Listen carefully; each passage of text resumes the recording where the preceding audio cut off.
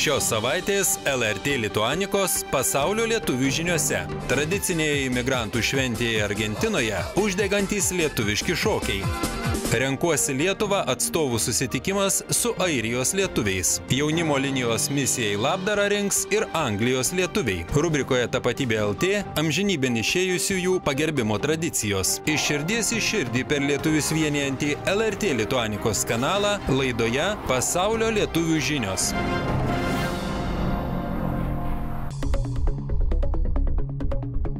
Mėly LRT Lituanikos žiūrovai, lapkričio 1-ąją tradiciškai minime visų šventųjų dieną, o lapkričio 2-ąją per vėlines pagerbėme į amžinybę išėjusias artimųjų sielas bei žvakučių šviesoje susimąstome apie amžinasias tiesas.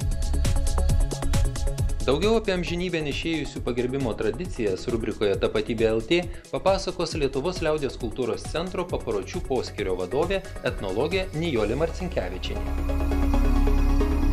Kaip visada jūsų vaizdo pranešimų nekantriai lauksime elektroninio pašto adresu tapatybė@lrt.lt. O dabar maloniai kviečiame žiūrėti šios savaitės Pasaulio lietuvių žinių laidą. Ją pradėsime reportažu, kurį atsiuntė lietuvių bendruomenė iš tolimosios Argentinos. Malonaus žiūrėjimo.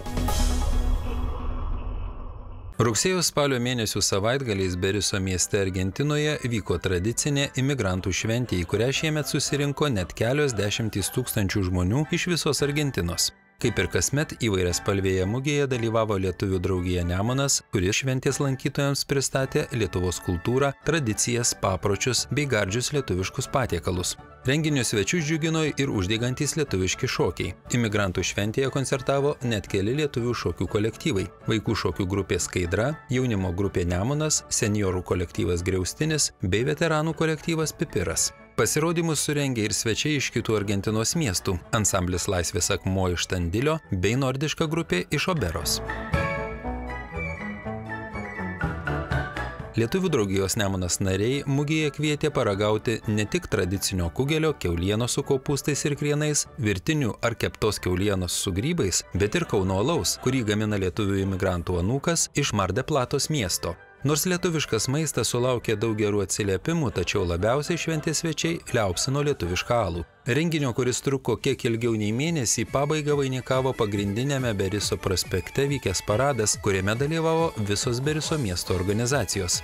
Parade buvo galima išvysti ir lietuvių. Daugiau nei 90 tautiečių, pasipuošusių tautiniais kostiumais, šoko įvairius lietuvių liaudies šokius.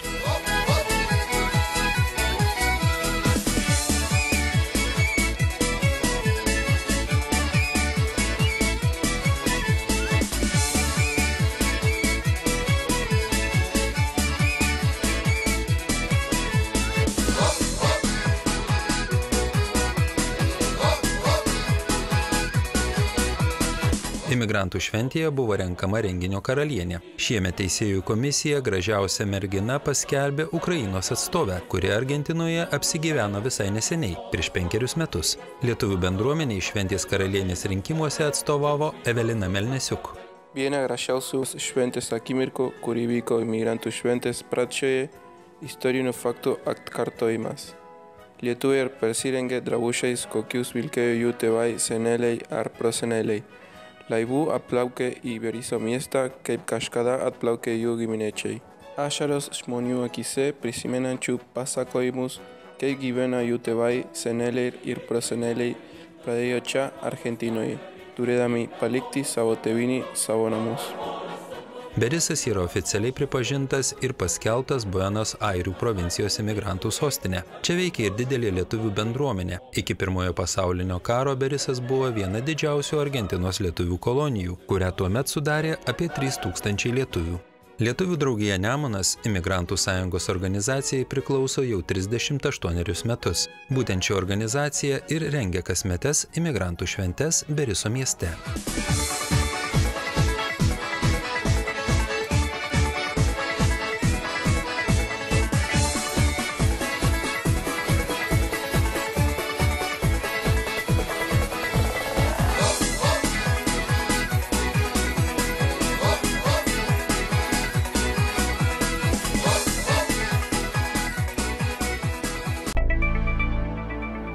Nors Lietuva ir garsėja migracijos mastais, visgi nemažai tautiečių gyvenančių užsienyje planuoja grįžti į gimtąjį kraštą ir jame įsitvirtinti visam laikui. Tačiau ilgą laiką pragyvenus svetimoje šalyje, grįžti atgal į Lietuvą nėra taip paprasta.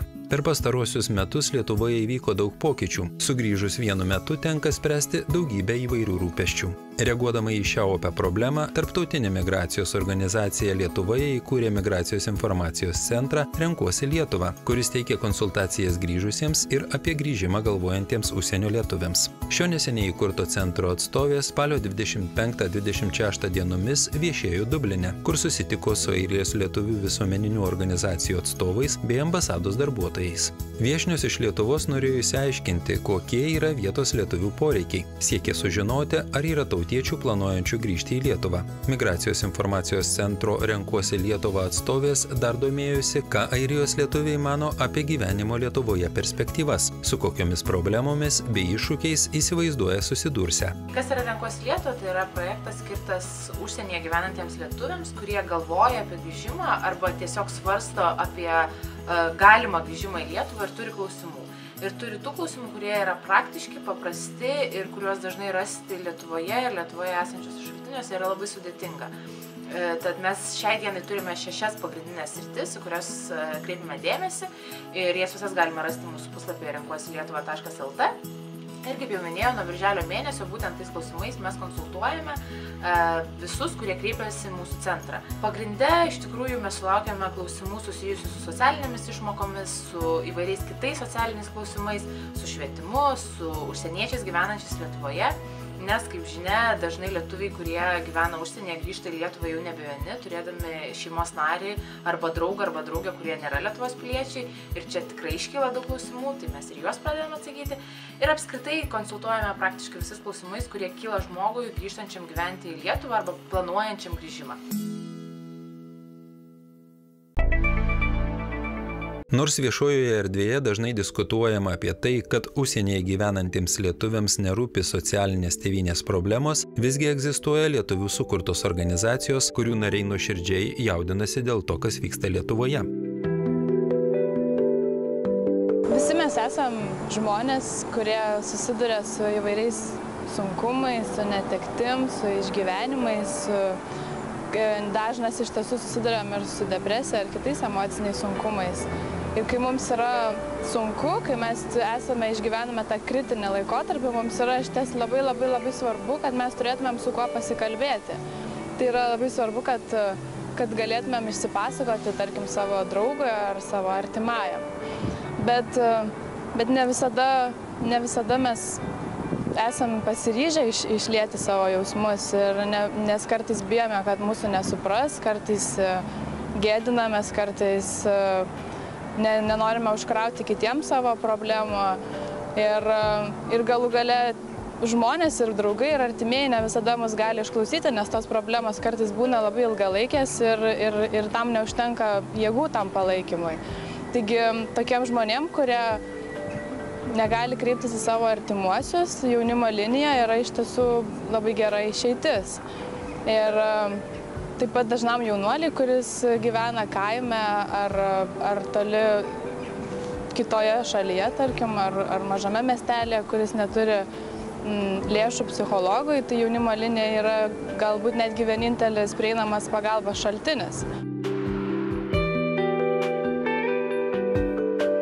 Skaudi oficiali statistika rodo, kad per pastaruosius metus mūsų šalyje savo norų iš gyvenimo pasitraukė beveik 1000 žmonių. Lyginant santykį su šalies gyventojų skaičiumi, tai milžiniško dydžio rodiklis, pagal kurį vis dar esame tarp pirmaujančių Europoje. Būtent į šią skaudžią problemą bus siekiama atkreipti dėmesį šiųmetinėme labdaros pokylyje Londone, kurį organizuoja Lietuvos prekybos rūmai Jungtinėje karalystėje kartu su Lietuvos Respublikos ambasada Londone. Lapkričio 6 dieną vyksiančio renginio metu surinktos lėšos bus paaukotos jaunimo linijai, organizacijai, kurios savanoriai teikia emocinę paramą blogų minčių kamuojamiems žmonėms.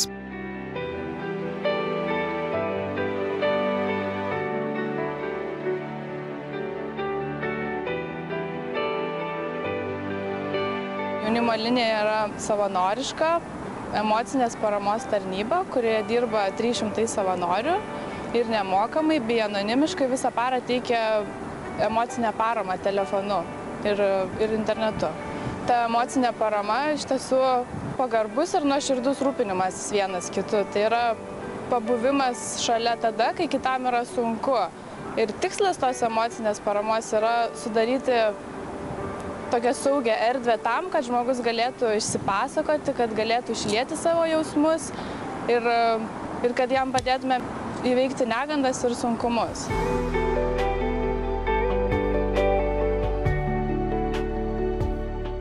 Pagrindiniai 3 dalykai, teikiant emocinę paramą, iš tiesų yra išklausyti, priimti ir suprasti.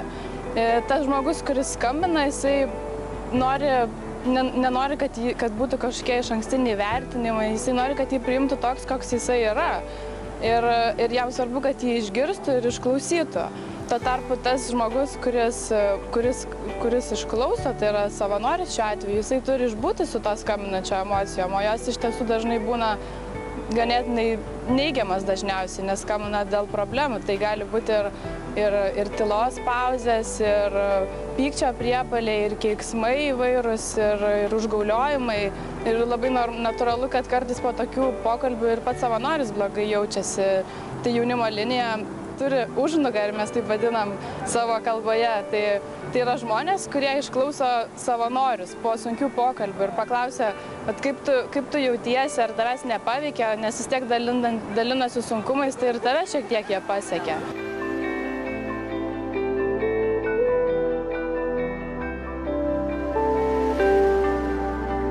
Kadangi po kiekvieno pokalbio savanoris tokia kaip ir gauna lentelę, kurioje surašo pagrindinės, tarkim, pokalbio detalės, ar ne, tai sulaukiame skambučio ir iš užsienio lietuvių, kurie irgi kreipiasi į jaunimo liniją, ieškodami emocinės paramos.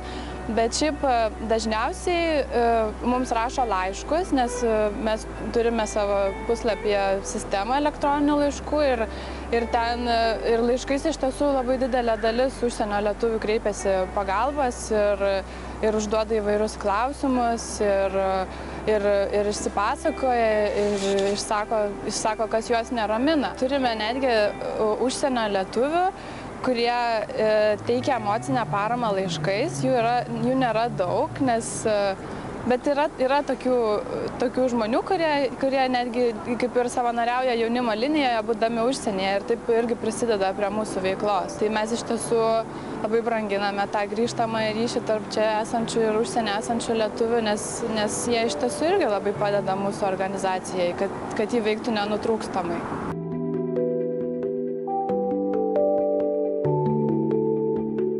Prieš metus laiko pati buvau išvykusi gyventi kitą šalį.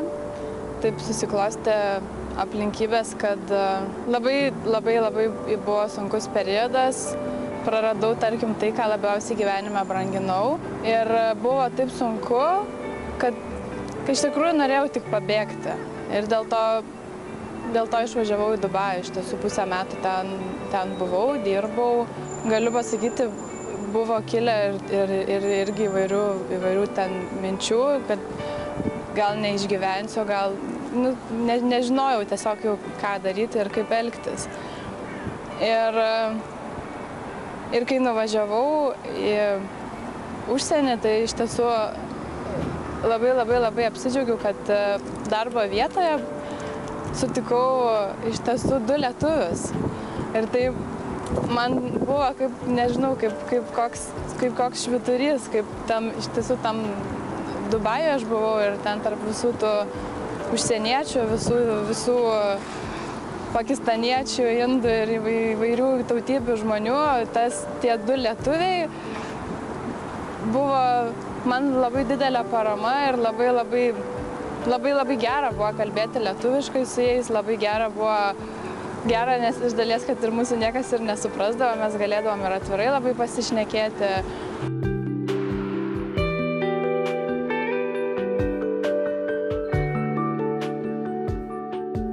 Manau, kad yra labai svarbu, kad žmonės žinotų, kad jie gali kreiptis pagalbos ir kad jie kreiptųsi pagalbos, nes iš tiesų problemas, dėl kurių jauni žmonės skambina, yra tokios, kurios dažnai nulemia tai, ar galbūt nulemia jaunas žmogus sprendimą gyventi ar ne.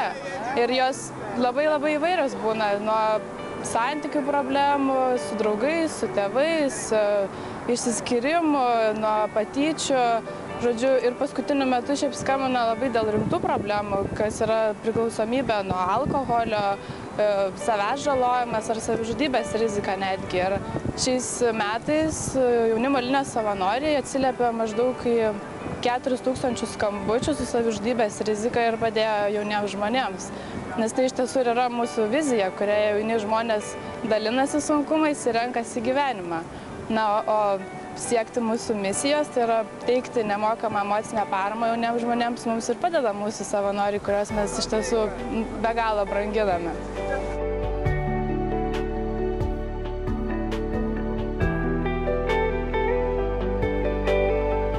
Mums, kai žmonės paskambina, tarkim, ir kalba su savanoriais, ir dažnai paskui parašo laiškus, kad jie iš tiesų džiaugiasi netgi dangum ir medžiu, kur kad eina ir tiesiog saulėta diena, arba lietum, arba sniegu, ir tai jiems teikia džiaugsmą, ir tai juos įkvepia toliau gyventi, kurti, galbūt pergalvoti savo mintis, savo gyvenimą ir pažiūrėti į save iš toliau, iš šono ir nuspręsti kažką keisti savo gyvenime, nes iš tikrųjų viską galime pakeisti.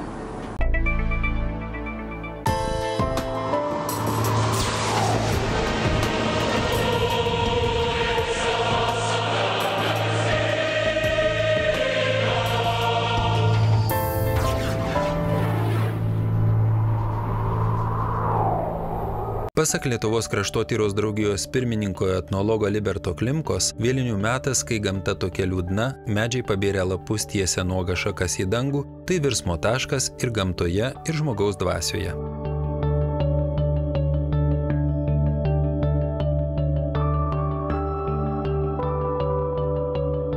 Beveik nesiskiria papročiai liaudiškąja prasme. Vienur kaimuose lanko kapus, masiškai lanko būtent visų šventų dieną, kiti vėlinių, lapkričio 2 dieną. Nes mūsų tradicijoje visos didžiosios šventės turi ir išvakarės. Tuo labiau, kad ir visų šventų dienos proga yra meldžiamasi už mirusius, o kažkada, 9 amžius ir dar anksčiau, krikščioniškoje tradicijoje buvo, kad būtent visų šventų dieną meldėsi už mirusius. Ir tik tai 10 amžiui jau įvedama šita diena, lapkričio 2, skirta tarsi jau būtent tik mirusiems, vėlinių diena.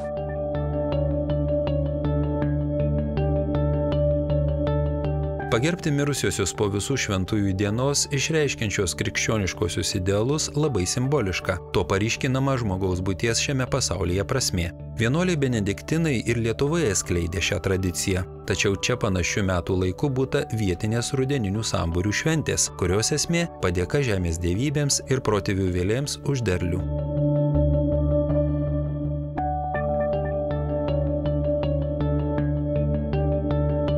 Virsmas, ko gero, atėjo tik tai 19 amžiaus pabaigoje. Žinoma, kad buvo krikščioniškos pamaldos, kažkokios apeigos, bet žmonės dar tarsi iš inercijos atlikdavo tuos pačius veiksmus kaip ir iki krikščionybės, tiek, kiek mes žinome. Vėlgi, kaip sakiau, būtent mirusiems įsiteikinėjo to, kas jiems atrodo labai svarbu, būtent maistu. Ir jeigu mes dabar stebimės, kaip Meksikoje ten apkrauna kapus įvairiais valgiais ir jie ten geria, valgo, tai labai panašiai, kaip sakau, netgi iki 19 amžiaus būdavo, kad žmonės būtent su maistu eidavo į kapus. Ir palikdavo to maisto, ir išdalindavo elgetoms, ir patys valgydavo, ir namuose keldavo vaišes, irgi netgi sakydavo, ir tokių užrašymų, kad iškūrendavo pirtis, patiesdavo, padėdavo rankšluosčius, uždegdavo žvakes, maistą padėdavo kažkokiu tokiu išskirtiniai vietoj tiems ateinantiems, toms vėlėms. Taip, kad tos senosios iki krikščioniškos kažkokios apeigos papročiai, jie ilgai labai išliko ir tie akcentai dar iki 20 20 amžiaus pradžios galima atrasti ypatingai tokiuose Lietuvos kaimuose, kaip ten Šalčininkų rajone, kur vėlgi dar dabar etnografai užrašo, kad virdavo būtent 12 patiekalų, kad kiekvieno patiekalo atidėdavo į atskirą indą, paskiau sumaišydavo plezą, tokį kaip pyragą, kaip ragaišį, padalindavo į tiek dalių, kiek yra mirusių.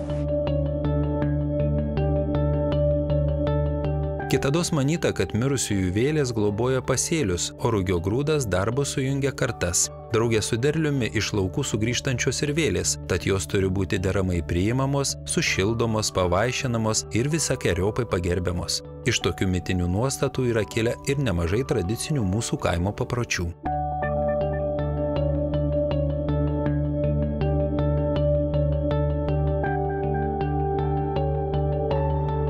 Mūsų tradicijoje yra toks paprotys, kada vėlėms įsiteikinėjama per varguolius, per tuos žmonės, kurie gal neturi pavalgyti, neturi drabužio ir būtent tikima, kad jeigu elgeta, vargšas kažkoks žmogus kreipsis į dangų su prašymu, kad padėtų mirusiems ten mūsų vėlėms, ta malda greičiau pasiekia Dievo ausį. Jiems labai palengvinam, jeigu jie skaistykloje, kaip sakoma, šitą pakutą.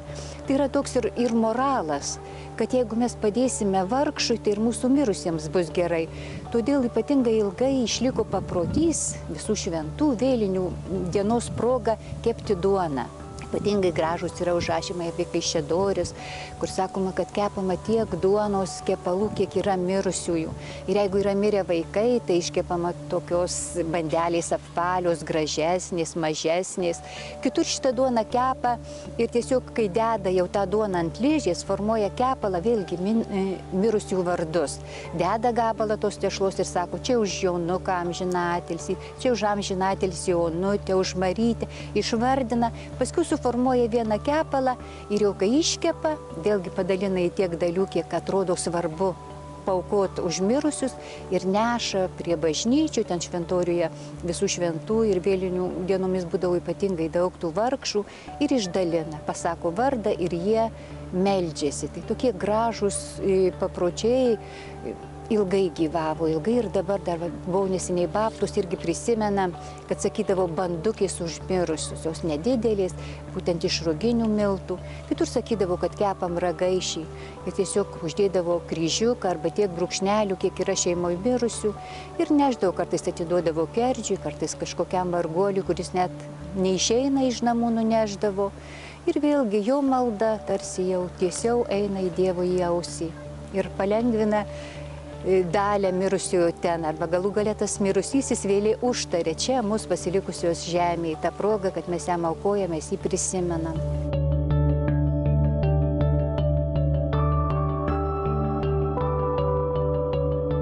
Mirusieji dažnai mums pasako ir perspėjamos, ypatingai artimieji, žmonės sako, motina, sapnavo motiną, atrodo motina, viskas būtų gerai, bet jie sunerimsta.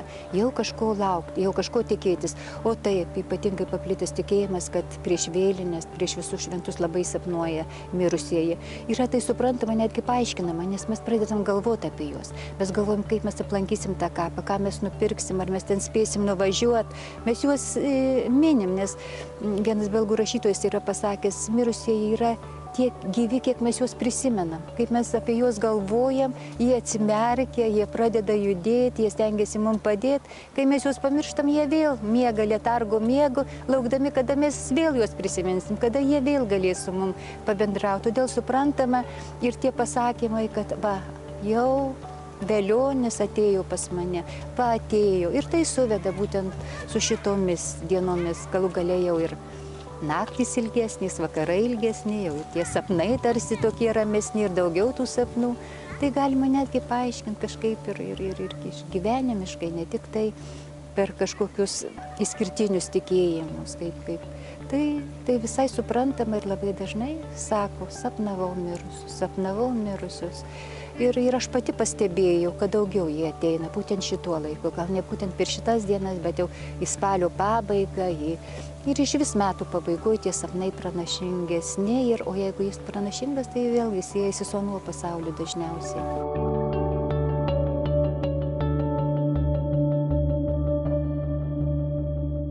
visas krikščioniškas pasaulis, visa Euroazija švenčia panašiai. Jie šitą dieną pripažįsta ir ta žvakutė ir gėlė veikia. Bet gal mes masiškiausiai. Mes labiausiai mylim vis dėlto savo mirusius, pagal puošybą, pagal kapus, kas mus kritikuoja ir sako, kodėl mes ir akmenys pas mus didesni, ir gėlių daugiau, ir visokių kitokios atributikos ant tų kapų. Tai vis per tą meilę mirusim, per tą tikėjimą, kad jie tarsi jaučia, kad jie gali tą suvokti, kad jie kažkaip, kad jų tą egzistenciją gali paveikti tam tikri dalykai. Kaip ir jie gali mūsų gyvenimą paveikti. Tai gal mes tik tą meilę mirusiems ir labai išraiškingai tą darom. Per gėlės mūsų kapai vadinami darželiais, nes kur gražiausia, kur kažkokia originaliausia, mes nešam į kapines, mes ten bijom, kad lapelis nukris. Va, gal tuo mes įdomus ir kad labai sujudam. Tie patys užsieniečiai yra pastebėję, kad niekur kitur, kaip Lietuvoje sujudimas vėlinių ir visų šventų dieną, visi į kapus. Tarsi yra tokia nerašyta taisyklė, kodeksas liaudiškas, kad turim aplankyti tuos kapus. Jeigu kiti ten, ar Latvija, ar Suomija, ir kiti labiau į bažnyčią gal neša tą žvakelę uždega, mes norim to tiesioginio tarsi kontakto ar artimesnio su mirusiu, štai taip lankom kapines masiškai.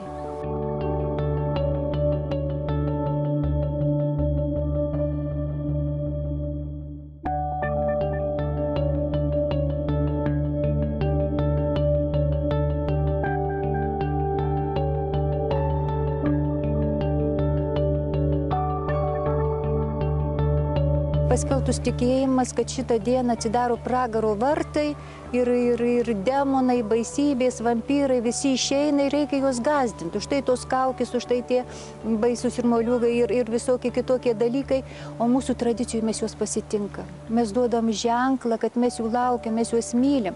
Ir sakoma, kad šitą dieną, jeigu ten Amerikoje ar Europoje vaikštinėja šitą vakarą iš namų į namus, tai pas mus tengiasi kuo mažiau vaikščiot. Nes vėlgi buvo vėlių tikima, kad buvo vėlių, kurių nieks neprisimena, gal kurios netai palaidotos, gal kažkokios blogos vėlės, kurios neranda savo vietos ir jų buvo vengiama. Bet vengiama ypatingai, gal kažkur sukalba malda už tas nežinomas vėlės ar uždegama joms žvakutės, stengiamas įsiteikti per kažkokį gražų, sakykim, veiksmą, per apeigą, o mes jų nebaidom, mes norim, kad jos ateitų. Bet kokiu atveju, tai yra visiška priešingybė mūsų tradicijai.